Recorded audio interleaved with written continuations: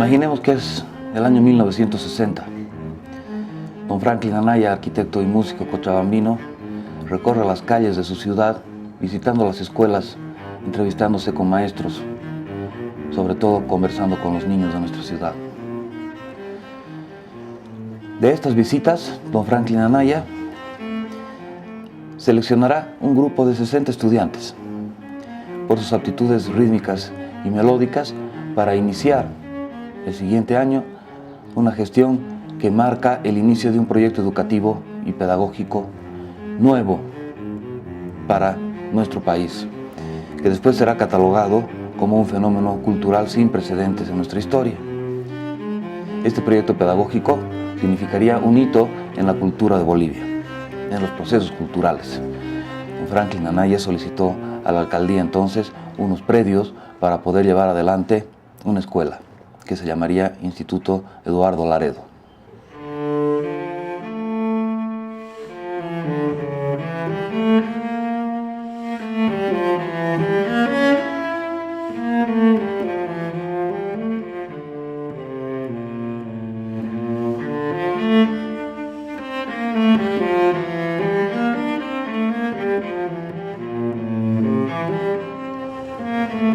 Bienvenidos.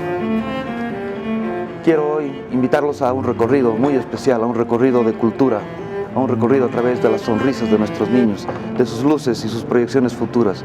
Quiero invitarlos a conocer el Instituto Eduardo Laredo y sus 50 años de memoria. Son estos los predios donde el Instituto Laredo comenzaría su feliz sueño de proyecto educativo modelo para el país.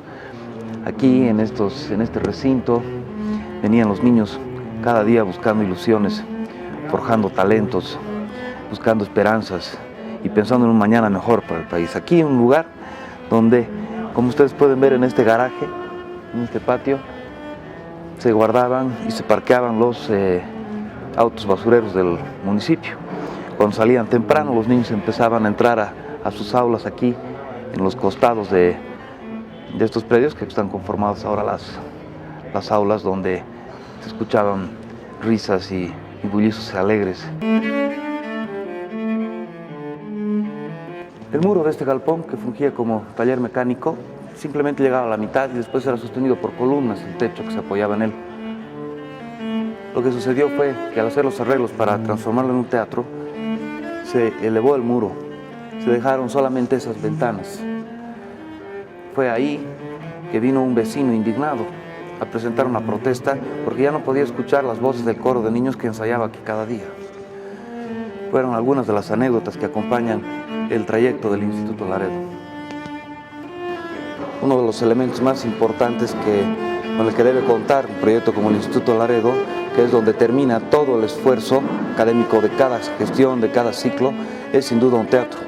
En aquel tiempo no contábamos con un teatro. En este momento estamos en la maestranza mecánica de los camiones de limpieza municipal del municipio. Aquí se guardaban y se arreglaban. Pero con los años se pudo construir un salón que hizo las veces de teatro y que aún sirve a muchos jóvenes como teatro. Podemos observar cómo don Franklin Anaya construyó con un estilo muy de él el escenario de entonces, en el cual ensayaba el coro de los valles, y los jóvenes tenían un espacio también donde poner la representación de su trabajo en cada ciclo.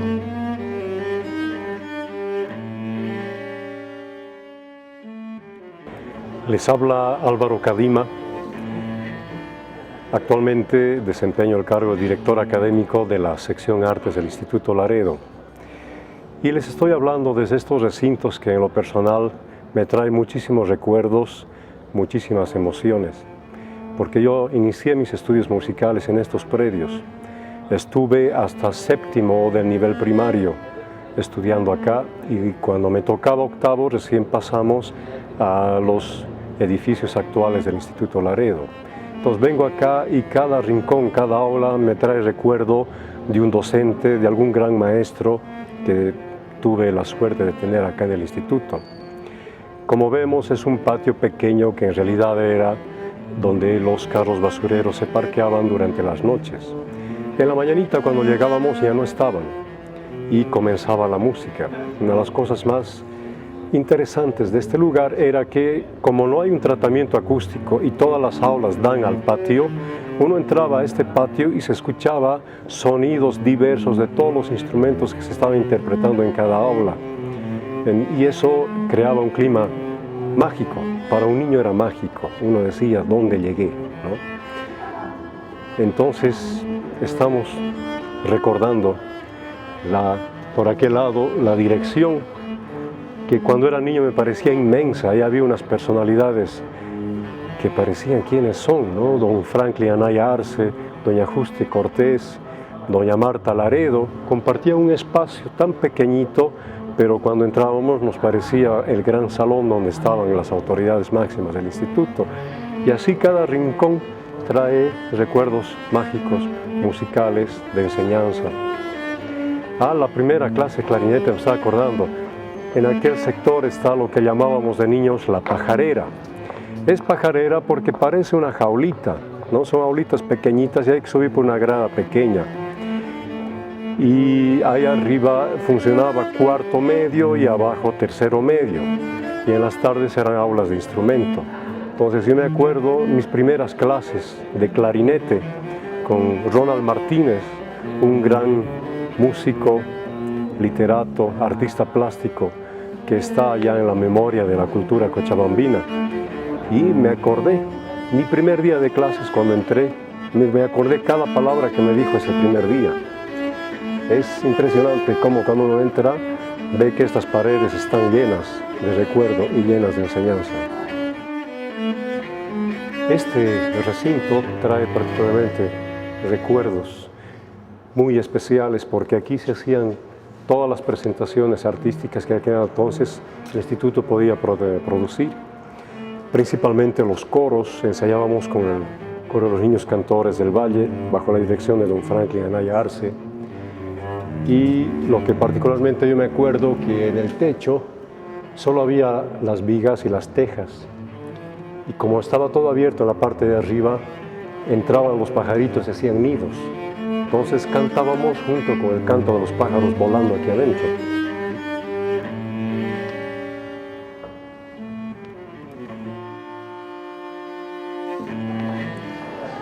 Esos primeros años de mi niñez como estudiante del Instituto Laredo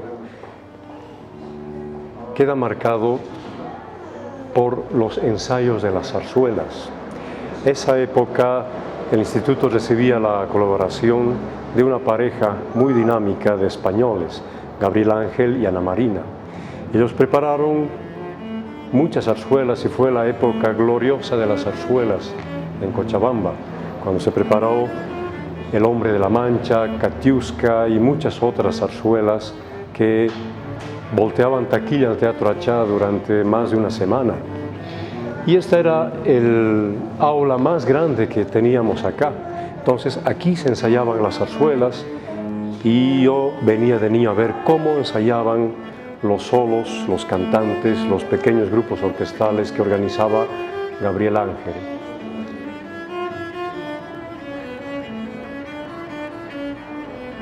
Estamos en la primera dirección del Instituto Eduardo Laredo, que se iniciaba hace 50 años, aquí, en este lugar, que ya tendrán ustedes la oportunidad de recorrer junto a nosotros. Nos hemos detenido en este momento en la oficina de don Franklin Anaya Arce, donde trabajó día a día en un proyecto que después supo reproducirse felizmente en los corazones de muchos niños, que luego más grandes pudieron seguir haciendo crecer esta importante obra cultural. Lo más importante para todos nosotros es recrear en la sonrisa de los niños las ideas principales de un programa de educación que contempla siempre y pone sobre todo al ser humano en el centro.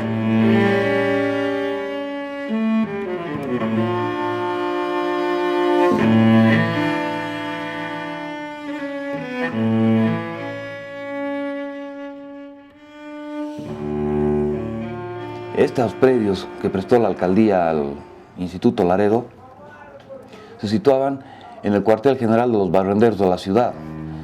En ese mismo lugar se guardaban todos los tachos de basura personales y los tachos de basura motorizados. Los camiones de la basura salían en la mañana a recorrer la ciudad haciendo su trabajo, mientras los niños entraban a pasar clases todas las mañanas. Allí cantaban y se entregaban una serie de actividades humanístico-culturales.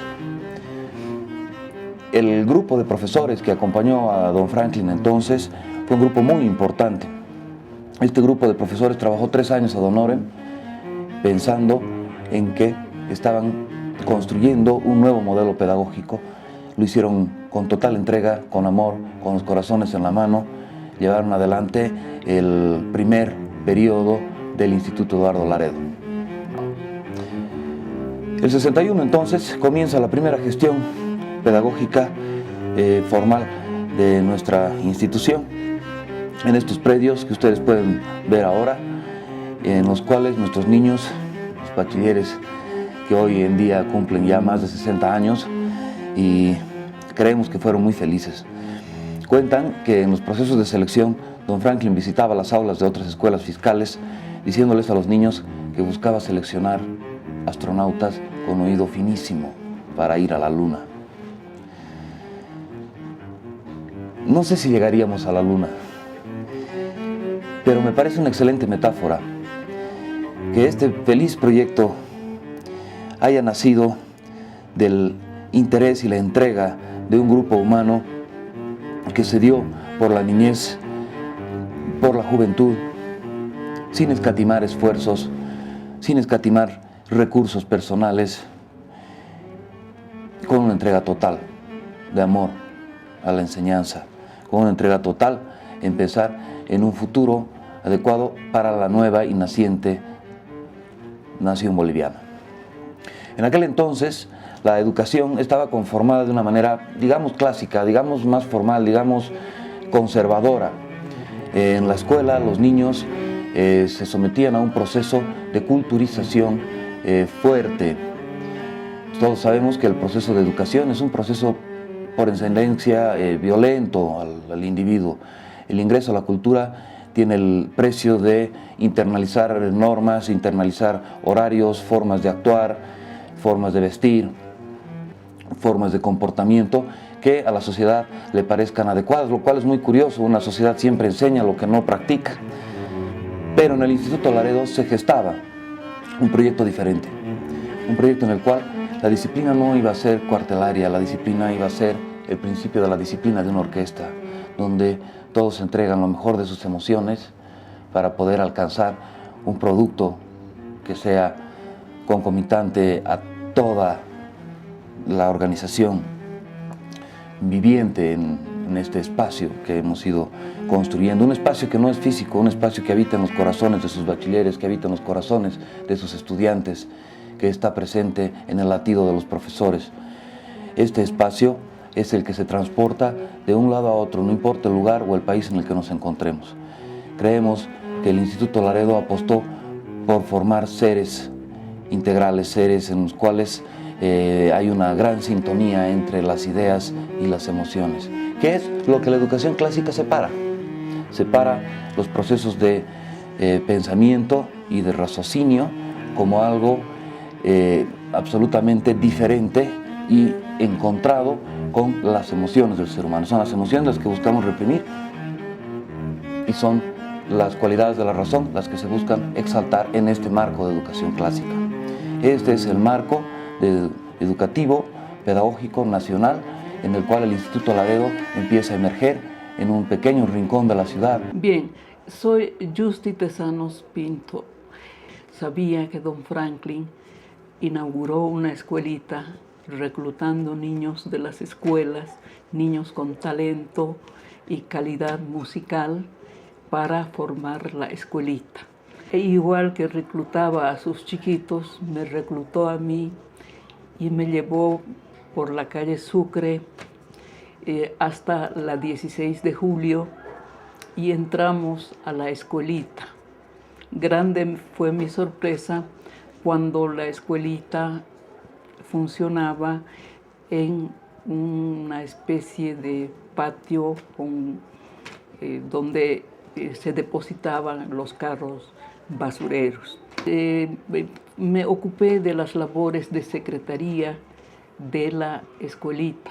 procurando ayudarlo en forma eficiente a don Franklin y en contacto directo, con alegría y a la vez disciplina con los pequeñitos. Recuerdo con especial cariño la seriedad y a la vez felicidad de los pequeños, sobre todo a los pequeñitos de pantalón cortito, que en esa época usaban pantalón cortito con tirantes. Pasábamos en juegos los recreos y disciplina en las clases. Los chicos, pese a mi juventud, me obedecían, me respetaban y trabajábamos con placer. Yo continuaba de profesora de inglés y de secretaria, bajo la atenta mirada de don Franklin y sobre todo con el control pedagógico, la guía de un gran maestro y pedagogo, don Rafael Anaya, que él prácticamente fomentó mi vocación pedagógica y terminé sacando la licenciatura en pedagogía con la semillita que nació en el Laredo. Así llega el 71, graduamos nuestra primera promoción de bachilleres. Para fines de la gestión 75 estaba ya todo instalado para arrancar la nueva gestión con nuestros nuevos chiquitos y grandes en el edificio de la Ramón Rivero. Los bachilleres que se han convertido luego en profesionales tanto de la música como de los distintos campos del saber, exitosos en sus campos, exitosos en música, exitosos en letras. No quiero mencionar porque tal vez cometería omisiones. La despedida fue muy dolorosa y me fui en físico y con la mente a San Simón, pero dejé mi corazón en el Laredo. Ese es mi recorrido, mi testimonio. ¿Quién fue don Eduardo Laredo? ¿Por qué hoy esta institución lleva su nombre? Don Eduardo Laredo nació en 1905 en Cochabamba. Estudió en la Argentina, en el Perú, en México, en Chile y en Estados Unidos. Fue un hombre multifacético. Fue enfermero durante la Guerra del Chaco. Fue profesor de piano y pintura en los primeros años de nacimiento de este feliz proyecto pedagógico. Fue un hombre sin ningún atisbo de vanidad, con una modestia realmente paradójica porque la misma anunciaba su presencia a cuadras antes de que llegue. Veo su foto en la pared en este momento, un rostro sin atisbo alguno de esta vanidad o pecado, y siento conmoverme ante el espectáculo de su mirada sin límite y la dulzura de su extraordinaria sonrisa. Veo a un hombre que amó en profundidad, que supo esquivar sin estremecerse y a cabalidad las vicisitudes que le impuso su tiempo. Es importante considerar que Eduardo Laredo fue amigo de Albert Einstein, y quizá hay que advertir también que supo granjearse el aprecio y consideración del trascendental humanista y violonchelista Pablo Casals. Mientras él, Eduardo, se paseaba como cualquier ciudadano, presto al talento y ojo atento al auxilio por las calles de Cochabamba como fulano de tal, viejito arenero que reparte sueños dulces y acaba con las pesadillas de los niños y las niñas. La leyenda entre los estudiantes del Instituto Laredo retrata a un hombre en cuya casa habitaban miles y miles de canarios sin necesidad de jaula alguna. Los pajaritos lo seguían y le regalaban su canto. Retratan a un hombre en cuya casa las plantas crecen feliz alrededor de él. Retratan a un hombre que a su paso siembra dulzura y genera esperanza. Retrata a un hombre amigo de la niñez. Queremos decirle a don Eduardo que estos miles y miles de canarios siguen formándose en el Instituto Eduardo Laredo. Franklin Anaya Arce, nuestro fundador, pronunciaba el día de su muerte un discurso en el que decía que cuando en 1964 tuve que elegir un rótulo para el Instituto de Educación Integral y Formación Musical que lleva su nombre, no dudé en el de este poeta, pintor, músico y filósofo que pensaba que la música es expresión esencial de la armonía del universo, que debe amarse y debe enseñarse.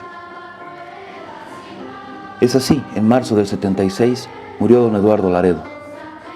con una afección cardíaca que dio fin con él y que él arrastraba desde la niñez. El Instituto Eduardo Laredo es su casa, don Eduardo, su fiel morada, un árbol donde cantan pajarillos de 9 años adelante, al decir del escritor Gonzalo Lema. Allí, cantos de aves de todos los colores y procedentes los recibirán por siempre en la búsqueda de la verdad a través de expresiones humanas sublimes por mejores días a través del desarrollo humano integral de las ciencias y las artes. Gracias, don Eduardo.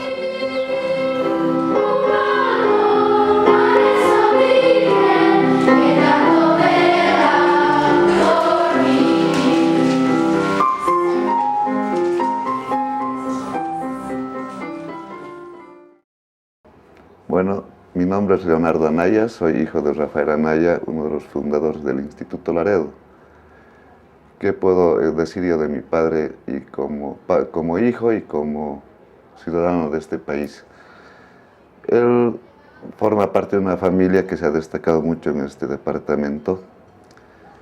En su juventud, acompañándolo a mi abuelo, se fue a la ciudad de Sucre y ahí estudió 2 carreras en la normal de Sucre, la de maestro de primaria y maestro de música. Terminado sus estudios en Sucre, logró una beca a París, donde estudió por 2 años la carrera de lingüística, una profesión que lo acompañó hasta sus últimos días porque siempre fue un investigador sobre el quechua especialmente y sobre el español. En su carrera profesional, junto a mi tío Franklin y a otros maestros cochabambinos como don Eduardo Laredo, Blanquita Carmona, fundaron el Instituto Eduardo Laredo, del que formó parte como profesor y director hasta que se jubiló. Y posteriormente fue presidente de la Fundación Patiño a invitación del directorio de entonces. Estuvo unos pocos años como vicepresidente y dejó la fundación en calidad de presidente. Todas las personas mis contemporáneos, mayores e incluso menores, que han tenido contacto con mi padre en su trayectoria de maestro o en su trayectoria de conductor de la Fundación Patiño, siempre han recalcado su calidad humana, su sencillez, que a veces rayaba en lo chistoso, ¿no? Él se dejó crecer una chivita en una época, por ejemplo, como una anécdota del golpe de estado del general Banzer, cuando se prohibió el uso de melenas y barba. Pues hizo crecer la barba y la chiva, es decir, la melena y la barba, y lo obligaron a que se rasure porque estaba prohibido por ley. Siempre fue rebelde en eso, nunca fue una persona que le gustó hacer alarde de lo que conocía, y me olvidaba, también fue maestro en la normal católica. En la normal católica dio la materia de lingüística y ha estado seguramente unos 10 años como maestro de esa universidad. En su vida privada ha sido muy austero, se volvió un campesino más. Y no era un campesino propietario, era un campesino militante, porque los turnos de riego los hacía junto con sus peones, y generalmente los turnos de riego eran de noche, entonces era una labor muy difícil. Pero era su forma de vida y él disfrutaba de eso. Hacerle poner un terno era pues como ponerle corbata al presidente. Era toda una lucha y era su característica. Entonces yo le guardo mucho cariño, mucho respeto. Las generaciones que hemos sobrevivido a él, espero que tengamos la cualidad de aproximarnos un poco a los de su generación. Es un desafío en lo personal, la honestidad y la ética. Cualidades que se han perdido en las generaciones que estamos viviendo. Y nuestro fundador, don Franklin Anaya Arce, ¿quién fue? ¿Cómo vivió? ¿Qué pensó? ¿Qué ansió durante toda su vida? ¿Y a qué le dedicó ese tiempo? quiero cederle la palabra al Premio Nacional de Literatura Ramón Rocha Monroy. Aproximarse a la personalidad de don Franklin Anaya es un noble ejercicio de recuperación de lo más humano que uno tiene en el fondo de su ser, ¿no? Esa ha sido una experiencia mía porque él ha sido particularmente un gran pedagogo, un filósofo de la educación y, lo cual no es menos importante, un gran urbanista, uno de los más grandes urbanistas que hemos tenido en Bolivia, discípulo del gran arquitecto Le Corbusier cuando estudió don Franklin en Chile. Era un hombre de grandes proyectos urbanísticos, ¿no? Ha sido, junto con Jorge Urquidi, el creador de la ciudad moderna de Cochabamba, porque en 1961 diseñaron el primer plano regulador, ¿no? Sobre el cual se han hecho modificaciones, ahora incorporando las zonas de conurbación con Sacaba y Quillacollo, ¿no? Y quizá una parte del Valle Alto. Don Franklin era tan desprendido que no quiso ser la cabeza de un proyecto suyo y tampoco quiso honrar ni su nombre ni su apellido, que los Anaya son y han sido una familia sumamente importante en la historia de Bolivia y en la cultura boliviana. Entonces escogió a un padre ejemplar que fue el padre de Jaime Laredo, el gran violinista, don Eduardo Laredo.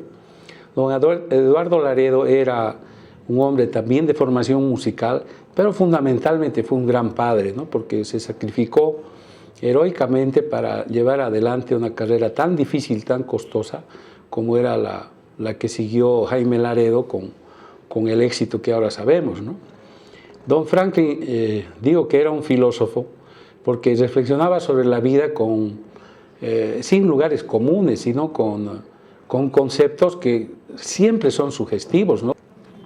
En el diseño del Laredo se nota la extrema nobleza y la capacidad conceptual de don Franklin Anaya, porque él solía resumir con una frase que nunca va a sonar mal para la pedagogía. Él decía que en el Laredo no se busca el orden del cuartel, sino la armonía de la orquesta, ¿no? Claro, cada uno ejecuta su instrumento, nadie se sale de la partitura, nadie opaca al conjunto y todos ejecutan sinfónicamente una sola obra, ¿no? Ese es el proyecto del Instituto Laredo. Y un principio básico del Instituto Laredo es que un niño responsable es un niño libre y un niño que no es libre no puede ser un niño feliz. Y eso es muy evidente. Yo me acuerdo que nunca he visto un colegio en el cual los alumnos se queden hasta las 8 o 9 de la noche y el portero tenga que botarlos, pues no quieren irse a sus casas, ¿no? Es decir, hay un clima de camaradería, de vitalidad comunitaria, de creatividad, de actividades tan importantes como la danza, la música, que hace el teatro, que hace que ellos prefieran quedarse en un lugar tan importante como este, ¿no? En lugar de ir a sus casas a volver a los prejuicios sociales, económicos, políticos de sus papás, ¿no? Yo me siento muy alborozado. Alguna vez digo en broma que me he inscrito en la Asociación de Exalumnos del Laredo porque yo he sido condiscípulo de don Franklin. No he tenido el gusto, soy bastante menor, pero esa es mi forma de gratitud por 4 hijos muy bien formados, muy proyectados en la vida, muy creativos, que son fruto del Instituto Eduardo Laredo. Las experiencias tempranas de don Franklin siguen pues este derrotero. Él tenía una sólida formación marxista, pero una formación humanista quizá bastante más extensa, ¿no? Y no dejaba de ser un niño, un adolescente, ¿no? En algún lugar cuenta una experiencia sumamente graciosa que entonces Rafael Anaya y Franklin Anaya, que eran unos muchachos, iban a los templos y secretamente echaban tinta al agua bendita, ¿no? Esa era su forma de protestar, o bien los curas sacaban una procesión para hacer rogativas para que lloviera, naturalmente en la época de estío, o sea, cuando hace mucho calor. Entonces Rafael y Franklin se iban con unos impermeables pesados y unos paraguas negros, ¿no? Como un acto de fe de que iba a llover. Esa era su forma de protestar. Y Montaner era un hombre extraordinario, ¿no? Y don Franklin también era un hombre de gran sentido del humor, muy apacible, muy tranquilo, muy reposado para hablar, pero agudo en su percepción de la realidad, ¿no? Y tenía una percepción humana y maravillosa en su relación, sobre todo con los niños, ¿no? Cuando algún estudiante sacaba de quicio a su profesor y era enviado a la dirección, ¿no? Que normalmente es un motivo de terror para un alumno, don Franklin lo recibía, le hacía escuchar música clásica, le hablaba de cosas absolutamente al margen del incidente, le invitaba caramelos, que era su devoción, y lo despachaba a su curso, como si no hubiera ocurrido nada, ¿no? Una pedagogía notable, ¿no? Porque un muchacho que va con terror a entrevistarse con el director y recibe un trato de ese modo, con seguridad que ha de reflexionar y de decir, bueno, algo me ha querido decir, ¿no? Que no se ha referido al incidente y me ha tratado tan bien, ¿no? Era un hombre que podía abismarse en una charla, podía abismarse en la teoría. Me cuenta sus hijos que se amanecía conversando con un contertulio de gran significación, que era el padre Javier Baptista, que era un sacerdote jesuita. Yo había decidido como una prioridad fundamental entrevistarlo y todavía tengo una congoja porque postergué un fin de semana más el hecho de buscarlo al padre Javier, y ese fin de semana se murió. Entonces quedé, bueno, lucido porque no pude entrevistarlo. ¿Qué cosas hablarían? Porque se amanecían conversando. Javier Baptista era un hombre de cultura extraordinaria, sobre todo un gran conocedor del quechua y de los mitos originarios.